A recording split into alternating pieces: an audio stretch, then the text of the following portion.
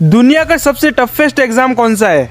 ये सवाल सुनते ही आपके दिमाग के अंदर जेईई, नीट या फिर यूपीएससी का नाम आया होगा, लेकिन ये तो अभी तक बच्चे हैं। दुनिया का सबसे टफेस्ट एग्जाम चाइना के अंदर होता है, जिसका नाम है गाओकाओ। इस एग्जाम के लिए बच्चे 12-12 साल तक पढ़ाई करते हैं और 50-60 हजार में से सिर्फ एक का सिलेक्शन होता है। और इस एग्जाम का प्रेशर इतना ज्यादा होता है कि एग्जाम हॉल के बाहर बहुत सारी एम्बुलेंस खड़ी करनी पड़ जाती है। और जिस दिन ये एग्जाम होता है उस दिन चाइना के अंदर नेशनल हॉलीडे होता है। इंडिया की तरह थोड़ी है कि ऊपर एग्जाम चल रहा है और नीचे बकरियां मैं कर रही है। ऐसे और वीडियोस देखने के लिए लाइक, सब्सक्राइब और कमेंट करना मत भूलना।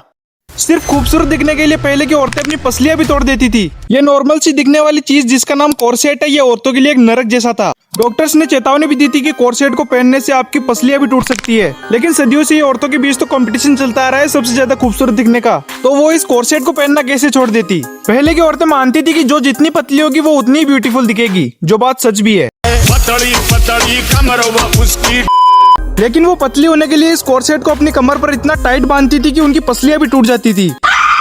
मतलब आज से 100 साल पहले खूबसूरत दिखने का मतलब था नरक में जीना। वीडियो को लाइक करो और चैनल को सब्सक्राइब करो, क्योंकि अगली वीडियो इससे भी और खतरनाक आने वाली है।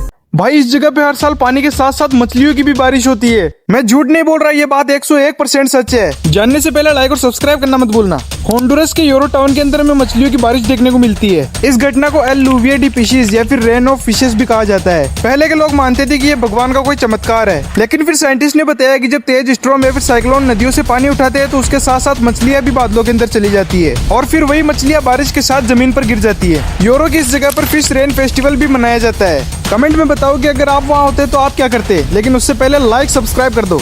दुनिया के कुछ ऐसे आविष्कार जिनको देखकर लगता है कि भाई इनको बनाया क्यों था, और एक नंबर को देखने के बाद तो आपकी हंसी भी नहीं रुकेगी। 5 नंबर पर आता है बेबी मॉप सूट। एक ऐसा सूट जो सिर्फ बेबीज के लिए बनाया जाता था, ताकि जब वो जमीन पर रहेंगे तो उसके साथ साथ घर की साफ सफाई भी हो जाए, यानी एक तीर से सीधे 2 निशाने। 4 नंबर पर आता है टॉयलेट पेपर हेड। जापान के अंदर एक आविष्कार किया गया था जिसके अंदर टोपी के अंदर ही टॉयलेट पेपर को जोड़ दिया था। मतलब बाहर कहीं भी आपको 2 नंबर लगे तो टोपी से लो और पहुँच लो पिछवाड़ा। 3 नंबर पर आता है एंटी स्नोरिंग मास्क। ये गैजेट जब भी रात को आप खर्राटे लोगे तो आपको एक झटके से उठा देगा और आपका डिवोर्स भी बचा लेगा। 2 नंबर पर आता है चपटा तरबूज। जापान के अंदर स्क्वायर शेप के अंदर वाटरमेलन को उगाया जाता है ताकि उनको फ्रिज में आसानी से रखा जा सके। और अगर इनके प्राइस की बात करें तो बस ज्यादा नहीं, कुछ 10 गुना ज्यादा, सिर्फ 10 गुना। नंबर 1 पर आता है कुत्ता शावर अम्ब्रेला। एक ऐसा छाता जिसके अंदर पाइप ऊपर की ओर होता है ताकि उस पानी से कुत्तों को नहलाया जा सके। ऐसे और वीडियोस देखने के लिए कमेंट करें पार्ट 2।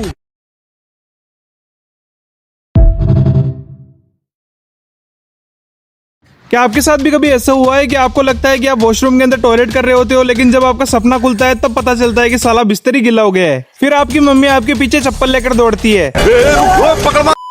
नींद में आपके दिमाग का कंट्रोल सेंटर पूरी तरह एक्टिव नहीं होता है, लेकिन ब्लेडर यानी कि मूत्राशय से सिग्नल जाता है कि भाई मैं भर गया हूँ। लेकिन दिमाग रात को पूरी तरह से एक्टिव नहीं होता है, तो वो उस सिग्नल को एक सपने में कन्वर्ट कर देता है। इसीलिए हमें सपना आता है कि हम टॉयलेट के अंदर सुसु कर रहे हैं, लेकिन हकीकत में हम लोग अपने आप को ही पवित्र कर रहे होते हैं पलंग पर। साइंस की भाषा में इसे dream reality confusion due to immature bladder brain coordination कहा जाता है। इसीलिए सोने से पहले तुम्हारी मम्मी कहती थी कि सोने से पहले सुसु किया कर, जा पहले मुंह किया। ऐसे और वीडियोस देखने के लिए लाइक, सब्सक्राइब करना मत भूलना।